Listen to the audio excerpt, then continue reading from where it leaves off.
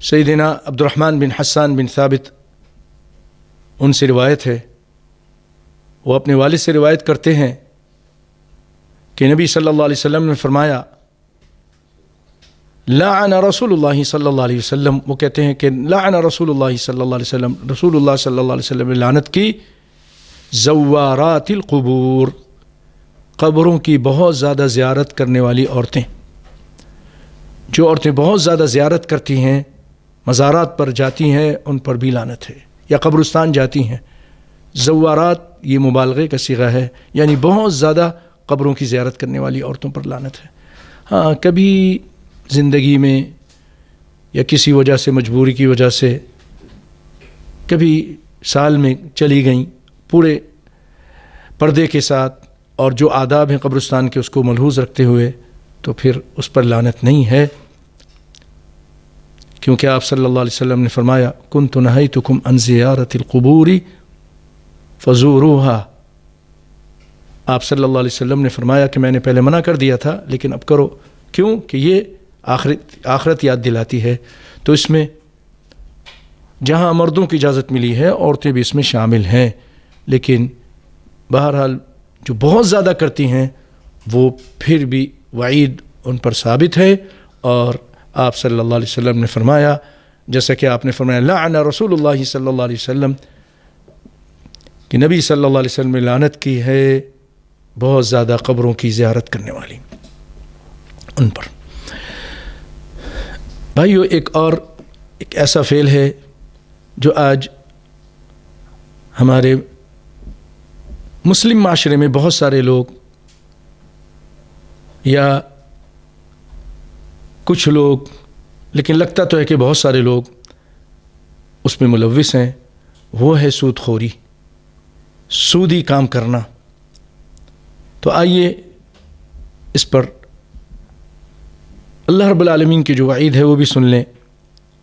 اللہ تعالیٰ فرماتے ہیں یا ایھا الذین آمنوا اتقوا اللہ وذروا ما بقی من الربا ان کنتم مؤمنین، اے ایمان والو اللہ سے ڈرو اور چھوڑ دو، وذروا ما بقی من الربا ان کنتم مؤمنین، جو سود سے باقی اس کو چھوڑ دو۔ آگے فرماتے ہیں فإن لم تفعلوا فأذنوا بحرب من اللہ ورسولہ، اگر تم ایسا نہیں کرتے ہو تو اللہ اس کے رسول سے جنگ کرنے کے لیے تیار ہو جاؤ۔ بتائیے کون اللہ سے جنگ کر سکتا ہے؟ وما يعلم جنود ربک الا هو، اللہ کے جو فوجی ہیں، لشکر ہے، اس کو کوئی نہیں جانتا۔ اب دیکھیے نہیں، یہ لشکر ہے کورونا کا، جب کسی کو لگ جاتا ہے کتنی بری حالت ہو جاتی ہے، بعض لوگ مر بھی جاتے ہیں۔ اللہ تعالی ہم سب کو بچا کے رکھے، سب کی حفاظت فرمائے۔ تو یہ اللہ کے لشکر ہے، تو اللہ رب العالمین کون سا لشکر ایسے آدمی پر مسلط کر دیں؟ اور پھر یہ گستاخی نہیں ہوگی کہ آدمی اللہ اس کے رسول سے جنگ کرے؟ تو آئیے آپ صلی اللہ علیہ وسلم جو اس سود سے متعلق ارشاد فرماتے ہیں وہ سنیے کہ لعن رسول اللہ صلی اللہ علیہ وسلم، راوی کہتا ہے جابر بن عبداللہ ہیں کہ نبی صلی اللہ علیہ وسلم نے لعنت کی ہے آکل الربا، سود کے کھانے والے پر۔ مثلا کہیں پیسہ رکھ دیا ہے، وہاں سے سود مل رہا ہے، کھا رہا ہے۔ وَمُوكِلَهُ، اور کسی کو سود دے رہا ہے، مطلب اس سے قرضہ لیا 1,00,000 روپے اور اس کو اب منتھلی سود دے رہا ہے، جس کو کھلا رہا ہے، اس پر بھی لعنت، کھانے والے پہ بھی لعنت۔ وَكَاتِبَهُ، اس کے لکھنے والے پر لعنت۔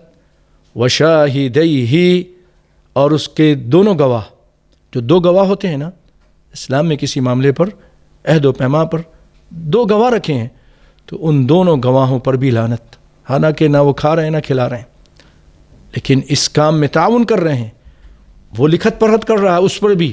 مثلا جو لوگ سودی بینک میں کام کرتے ہیں ان پر بھی، جو گواہ بنتے ان پر بھی۔ اور آپ صلی اللہ علیہ وسلم نے فرمایا ہم سوا، یہ سب کے سب برابر ہیں۔